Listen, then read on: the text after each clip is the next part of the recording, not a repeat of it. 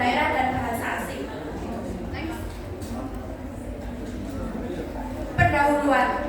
Ada 3 jenis bahasa di Indonesia. Yang pertama bahasa Indonesia. Bahasa Indonesia merupakan bahasa resmi sekaligus bahasa internasional. Contohnya bisa kita gunakan dalam kegiatan belajar mengajar.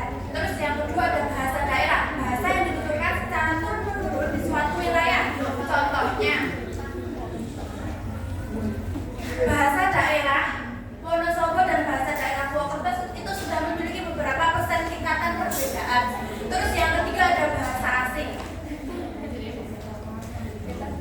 Bahasa yang tidak bisa digunakan oleh masyarakat yang mendiami wilayah tertentu. Contohnya bahasa Indonesia kita gunakan di wilayah di negara Australia, itu termasuk dalam bahasa asing. Next. Fungsi khusus bahasa dibagi menjadi 6. Yang pertama ada bahasa resmi, yang kedua bahasa perhubungan luas, dan yang ketiga ada bahasa pendidikan, yang keempat bahasa kebudayaan, yang kelima bahasa keilmuan, dan yang keenam bahasa teknologi. Next. Bahasa resmi. Bahasa resmi dibagi menjadi 3 taraf. Yang pertama ada taraf nasional, dijalankan oleh bahasa Indonesia. Hal ini berarti bahwa bahasa Indonesia digunakan dalam segala hal urusan resmi negara. Contohnya digunakan dalam kegiatan tata usaha, layanan publik, peradilan, pendidikan, dan penyelenggaraan politik. Terus yang kedua ada taraf daerah. Selain bahasa Indonesia, bahasa daerah juga digunakan dalam kegiatan untuk di muka umum. Contohnya pada kegiatan upacara daerah. Terus yang ketiga ada taraf internasional. Bahasa asing seperti bahasa Inggris digunakan sebagai bahasa resmi. Akan tetapi dalam pertemuan internasional yang diselenggarakan di Indonesia, bahasa Indonesia wajib tetap digunakan. Seperti yang tertulis dalam Undang-Undang Nomor 24 Tahun 2009 yang berisi tentang bendera, bahasa, lambang negara, dan lagu kebangsaan mengamanatkan perlunya peningkatan fungsi bahasa Indonesia sebagai bahasa internasional. Next. Yang kedua bahasa berhubungan luas. Penggunaan bahasa berhubungan luas digunakan dalam penggunaan bahasa untuk komunikasi lintas daerah. Yang pertama ada bahasa Indonesia yang berfungsi sebagai alat perhubungan pada tingkat nasional dan digunakan untuk kepentingan perencanaan, pemerintahan, dan pelaksanaan pembangunan, memfasilitasi komunikasi antar daerah dan antar budaya. Terus yang kedua ada bahasa asing, berfungsi sebagai alat perhubungan antar bangsa dan digunakan untuk pemanfaatan ilmu dan teknologi modern. Terus yang ketiga next ada bahasa dalam pendidikan. Penggunaan bahasa dalam sistem pendidikan formal. Yang pertama ada bahasa Indonesia ditetapkan sebagai bahasa pengantar dalam penyelenggaraan internasional, dalam penyelenggaraan pendidikan nasional, seperti yang kita gunakan dalam kegiatan belajar selama dalam sehari-hari.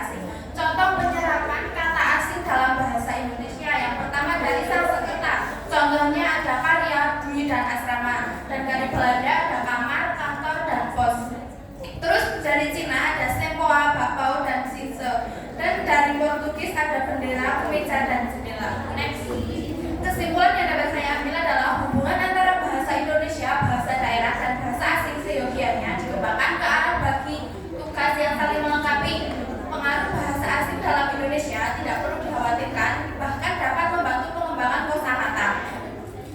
Peristiwa saling mempengaruhi antara bahasa Indonesia dan bahasa-bahasa daerah dapat: 1. Membantu asimilasi kelompok etnis, 2. Menjamin pemenuhan kosakata bahasa daerah dan menghadapi pengembangan masyarakat.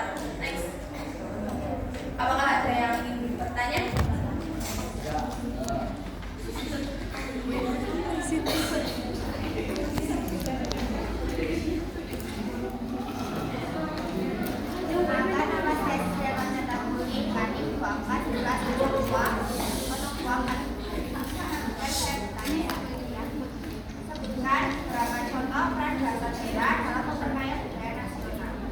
Oke, bisa saya bantu. Terus, ada yang bertanya?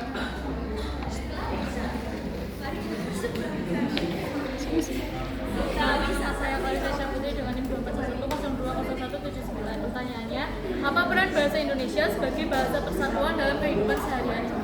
Baik. Saya akan menjawab pertanyaan dari Mbak Susi ya. Apa?